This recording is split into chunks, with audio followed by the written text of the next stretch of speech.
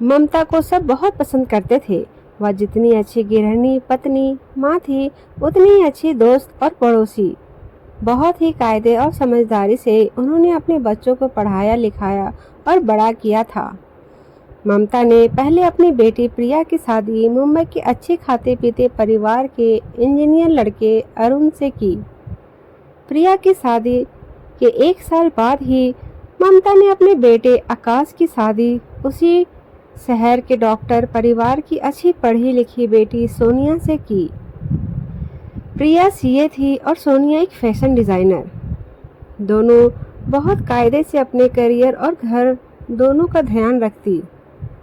अपने काम के सिलसिले में अरुण पुणे में रहता था और आकाश भी अपने काम के चलते दूसरे शहर में रहता था।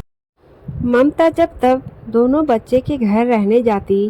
प्रिया के जब बेटा हुआ तब ममता ने उनका पूरा ध्यान रखा और अरुण ने भी अपना काम घर से करना शुरू कर दिया था। वह हर तरह से प्रिया का साथ देता और उसका ध्यान रखता था। ममता यह देखकर बहुत खुश हुई थी कि उनका दामाद उनकी बेटी का कितना ध्यान रखता है। कुछ महीनों बाद सोनिया ने भी एक बेटी को जन्म दिया। ममता ने जिस तरीके से प्रिया का ध्यान किया था वैसे ही सोनिया का भी पूरा ध्यान करती थी। लेकिन बेटे के घर बेटी के घर के मुकाबले एक बड़ा फर्क करती थी। आकाश जब किसी तरह अपनी पत्नी का ध्यान करता था या उसके लिए कुछ बनाने की और करने की कोशिश करता था तो ममता उसी वक्त टोक देती, अरे तू रसोई में क्या कर रहा है? बच्चे के कपड़े क्यों बदल रहा है? या फिर बेचारा आकाश, मेरा बेटा रात को सो भी नहीं पाता बच्चे के रोने की वजह से। यहाँ तक कि 2 दिन की छुट्टी के बाद आकाश के पीछे पड़ गई थी, तेरा घर में क्या काम, मैं संभाल लेती हूँ ना, काम वाली भी तो है ना मदद के लिए। प्रिया के घर में जबकि अपने भाई से ज़्यादा पैसा और नौकर चाकर थे। सोनिया को यह भेदभाव बहुत परेशान करता था।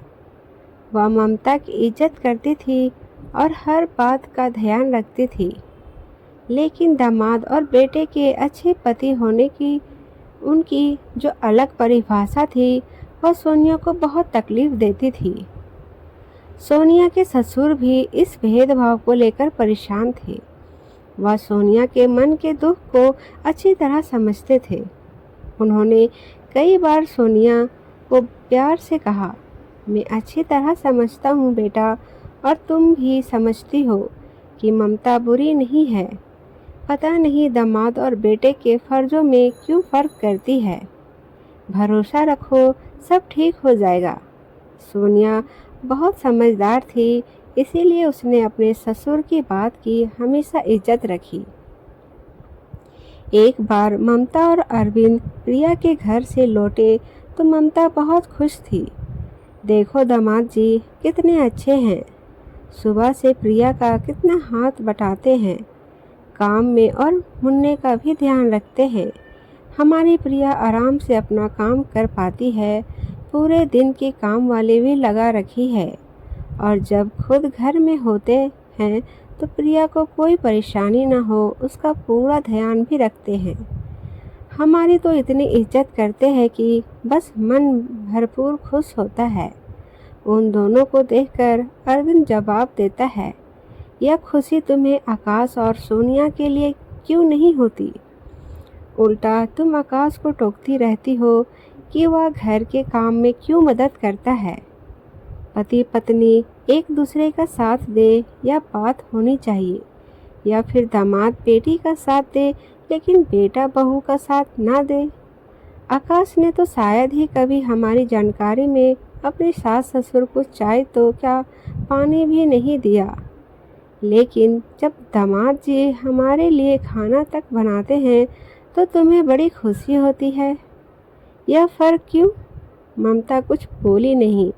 एक दिन आकाश के घर में काम करते करते ममता को तेज चक्कर आया और वह गिर गई। सोनिया और आकाश उसी वक्त उनको डॉक्टर के यहाँ ले गए। उनका बीपी बहुत कम था और पैर की हड्डी भी टूट गई थी। डॉक्टर ने उनको पूना में एक अच्छे डॉक्टर का नाम बताया। 2 घंटे का रास्ता था। एम्बुलेंस में सोनिया ममता के साथ थी। पीछे कार में अरविंद और आकाश थे। ममता को अस्पताल में भर्ती करा दिया गया। ऑपरेशन के बाद ममता को जब कमरे में शिफ्ट कराया गया तो सोनिया ने आकर आकाश से कहा, आप और पापा घर जाओ, मैं ध्यान कर लूँगी। उसने प्रिया के घर बेटी को छोड़ा। कंप्यूटर पर अपना काम करते समय सास का भी ध्यान रखती। उस 10 दिन के टाइम में अरुण एक बार भी नहीं आ पाए, जबकि वह उसी शहर में थे। प्रिया भी कम आ पाती थी। अस्पताल से छुट्टी मिलने पर जब ममता को प्रिया के यहाँ कुछ दिन रहने की बात आई तो अरुण टालने से लगे। वैसे तो कोई बात नहीं, लेकिन देख लीजिए, मम्मी को पता नहीं कितना आराम मिले। ममता चुप हो गई।